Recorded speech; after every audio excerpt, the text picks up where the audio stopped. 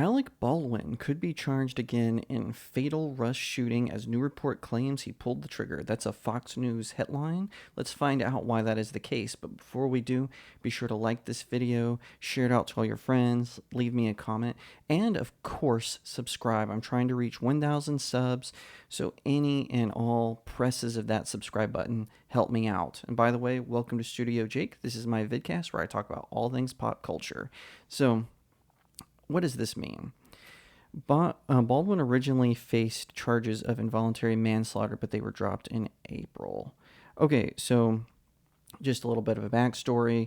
Alec Baldwin, he can't get work in Hollywood anymore because he's, Alec Baldwin. He faced some really bad publicity. He had an MSNBC show that was a fail. His SNL stint was widely mocked, and his wife, she faked being from Spain, even though she was from like the whitest neighborhood, which of course Spaniards are fair skinned. I'm just saying she was trying to make the impression that she was Hispanic when she's from the whitest neighborhood in Boston. She even would fake an accent. So he faced a lot of bad publicity, and so he independently funded this film called Rust. Well, during the filming, extras, staff, crew were all complaining about safety hazards. Well, then it turned out Alec Baldwin had a gun that had a live round in it. He fired it. He claims by accident, and it hit and killed Helena Hutchins, who was who was on the crew. She was helping him with the setup, and it also wounded the director of the film. Now, if it had been me or you, we would already be under the jail. But because he's a celebrity, he got special privileges. He was questioned very briefly, and then he was allowed to gallivant all over the United States to escape. Basically, he did a terrible roadside interview where he just looked incredibly terrible, and then he didn't do himself any more favors. He went on with George Stephanopoulos, which only made him look more guilty. And there was kind of a public outcry. However, the authorities, I believe in New Mexico, they declined to press charges on him, but they still went after the armorer, Hannah Reed, who was supposed to be, she was supposed to check out all the weapons, make sure they were safety, even though she was not involved with when the firearm went off. She was not involved with that. It was just Alec Baldwin. Now, if it was her job to check it, fine, but there's only one person who, despite what he says, he pulled the trigger of that gun, and it caused the death of another person, which I find incredibly terrifying, considering Alec Baldwin is such a big gun control guy. He can hang out in Hollywood behind armed security, but us little people, we're not allowed to have weapons to defend ourselves, against robbers or murderers or serial killers or whatever. But no, he can have that, but we can't.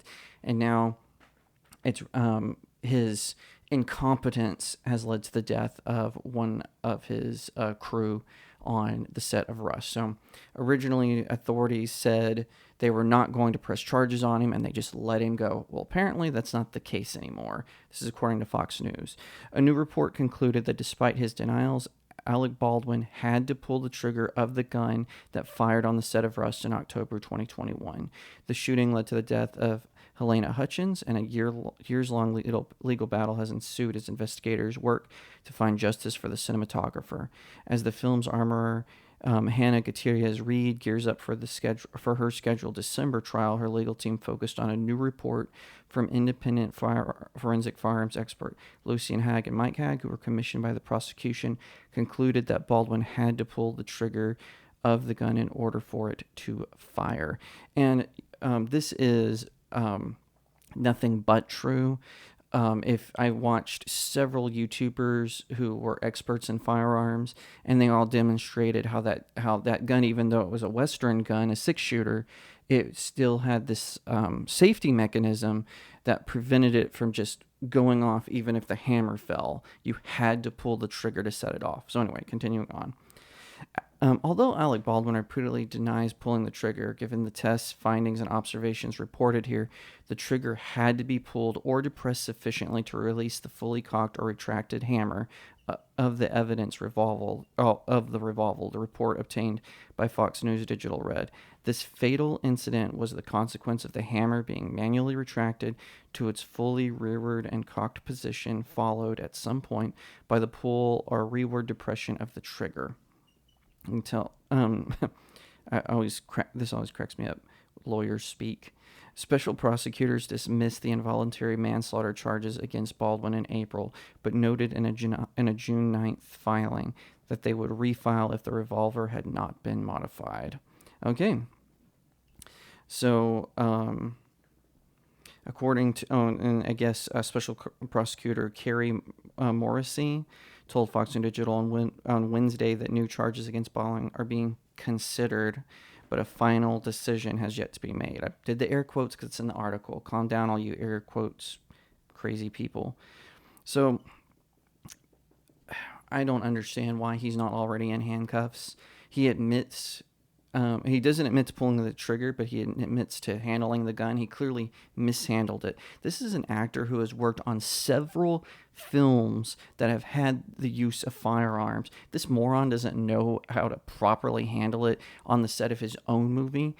You know, I think it's just a miscarriage of justice that the prosecution has not filed charges. It is simply because he is a celebrity, and that's all it boils down to. If it was you or me, we would already be under the jail. We would already be in front of a judge begging for our lives. But no, Alec Baldwin gets a pass, just like Matthew Broderick, just like Danny Trejo, just like a whole host of other actors and celebrities who are involved in all kinds of crimes, but they get away with it because they have star status. It is absolutely a two-tiered justice system, and it's not on our side. It is on their side. That and Democrat mega donors, as Alec Baldwin is also. Either way, I think that this will definitely be worth exploring. I hope we'll see more of this, and I hope that justice. Now, please note, I don't want him to just be thrown in jail. I want him to be able to have a good defense in front of a judge, in front of a jury. But that's what needs to happen in this case. And who knows?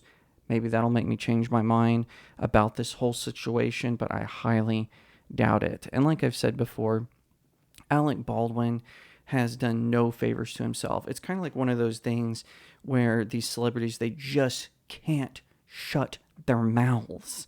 If Alec Baldwin had been quiet about this and just released, a little minor statement, apologizing to Hutchinson's family and all this, but no, he had to go gallivanting all over the United States. He was allowed to go on long drives. He was allowed to go out of state.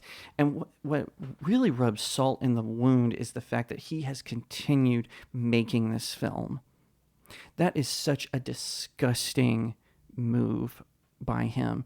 And it's so macabre to think that this guy is going to not only get away with this because of his celebrity status, but that he's even allowed to continue to film this movie. It is so disturbing. It is so shocking.